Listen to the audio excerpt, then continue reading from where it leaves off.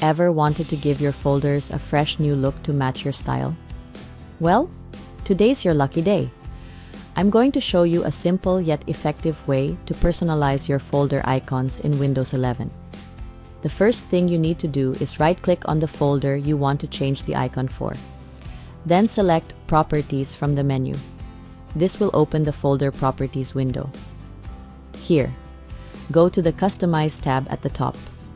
Towards the bottom, you'll see an option called Change Icon. Click on that. A window will pop up showing you all the available icon options.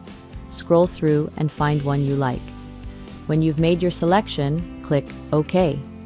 Take note that in this window, you also have the option to Restore Defaults, which allows you to easily change the icon back to the original if needed later on. Once you've chosen your new icon, click OK again to close the Properties window. The folder icon will update immediately in File Explorer. If it doesn't change right away, you can hit the refresh button next to the folder path at the top to force it to update.